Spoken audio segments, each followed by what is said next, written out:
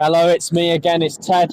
I hope you're not sick of seeing my face on your screen because today I'm in a very special place. I've headed down to Scissett and this is Pigs in the Wood, a place that you may have driven past many times if you live in the Huddersfield area, but you may not have noticed. Now, this is a place that is a non-for-profit organisation and it's a sanctuary for pigs that have been neglected or abused in the past.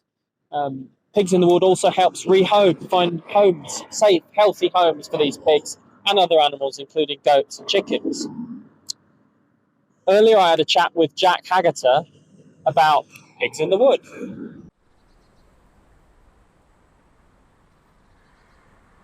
So, could you explain to me a little bit about the story behind Pigs in the Wood? Right, I'll try and use the short version because there is a long version, but basically we moved from Cornwall with 6 pigs that we rescued. The wood came up for auction. We were lucky enough to bid on it, and there's only one other person there, and so we got it. 10 acres of woodland, 6 pigs, a bit excessive for 6 pigs, but my husband at the time had his own ideas of what he wanted to do. I was just happy to keep the pigs here and have this amazing woodland, and then gradually one by one I was contacted and asked whether I could take on another pig, and it kind of just escalated from there. Food, they start squealing and going crazy. Ooh, hello. Hello. We had more and more volunteers, and that grew, and now we've got a maintenance team, and it's through them that we've been able to develop and really take on more animals, because they volunteer, they give up their time to build all the shelters, all the fencing. They've built an amazing boardwalk going up to the event area, the stage, the cafe, everything they've built. So without them, I don't think we'd be what we are today. But we're still growing. We're still at our early stages, and there's still a long way to go. Yeah, it's amazing actually how many people still don't know about us or what we do. But we're here, you know, we're inclusive of everybody. We have a diverse group of volunteers, and you know, we encourage that. We have people that have got learning difficulties, people that might be on the autistic spectrum, physical disabilities. You know, we have a whole range of people, and we also support students who are doing the Duke of Edinburgh, students on placement. We have groups of school children come, so we're very open, you know, and transparent. If people want to come and talk to us, in fact, we're having an open afternoon this Saturday. Oh, fantastic. Yeah. No, it was my head torch and it's pitch black, and I thought it was quite spooky.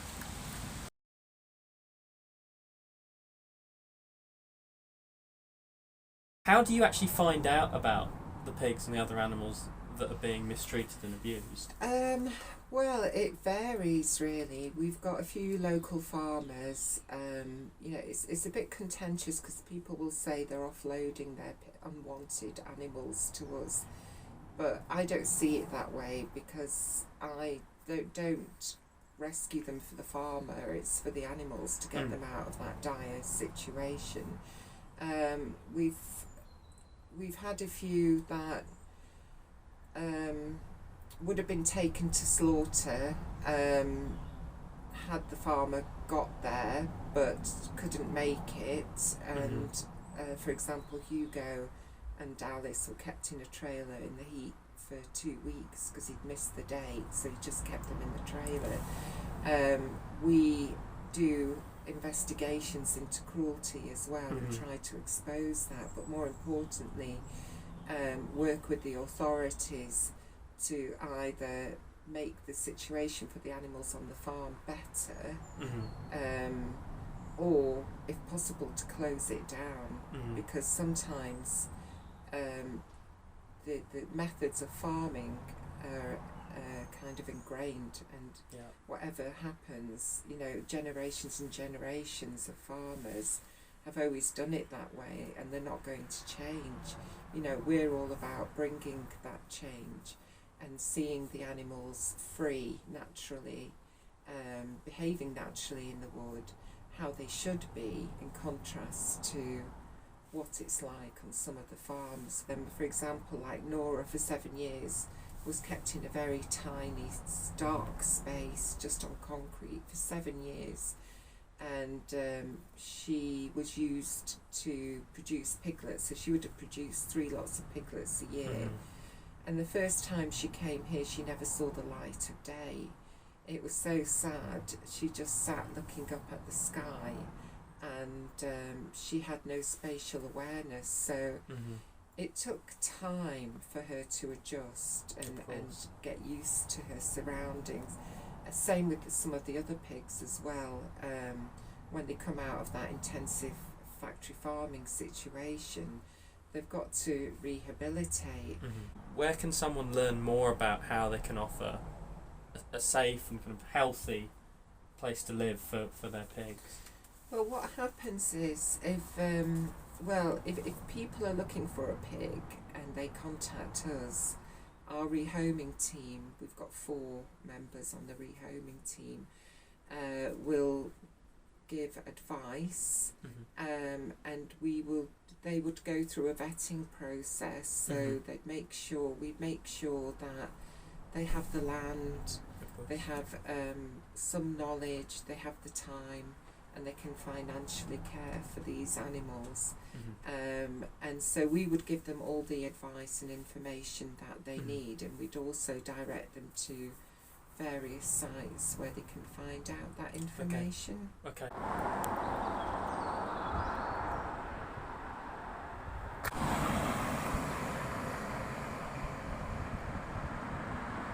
We'd like to have more sponsorship. We'd like to, people can do their own kind of, they can raise money in their own way. We've got a volunteer that's doing a marathon. They could come and help with publicity. Anyone who's good at design, that would be excellent to help design some posters. There's all sorts of things. When we have events, we have quite a few throughout the year.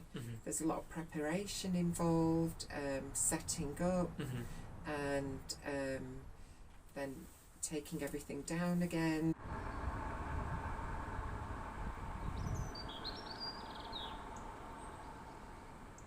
I think August, it's August this year, we've got our pig gig, so it's our 2-day music event, and that's really good fun. It's a good atmosphere, everyone's chilled, the animals are chilled. We've got bands, we've got draft beer, food, different stalls. So it's just so nice to just feel free and roam about and have nice food, good music. And then after that we have Halloween, which is a big event for us. We have a good turnout to that. So we have an early event for children, and then we vamp it up a bit. I think it should be ramp it up, but vamp it up is more appropriate. For adults, and again we have great fun doing. The way forward for us is to become more of an educational centre.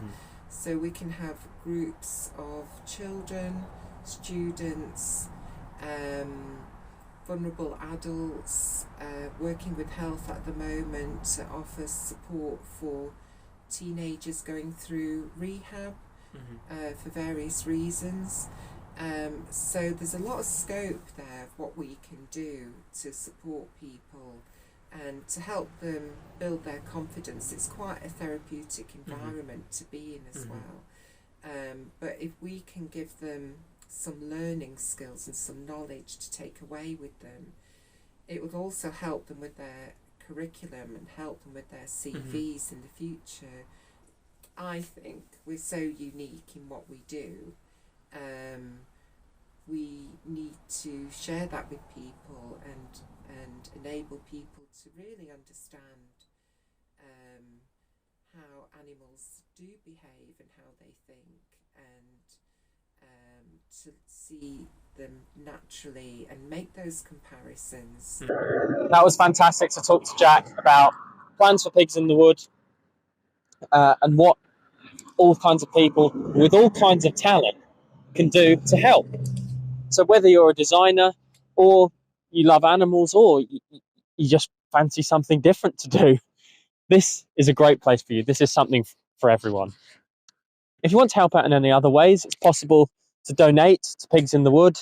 You can do that online or in person if you come down to one of the tours on a Saturday morning, which run between 10:30 and 1:30.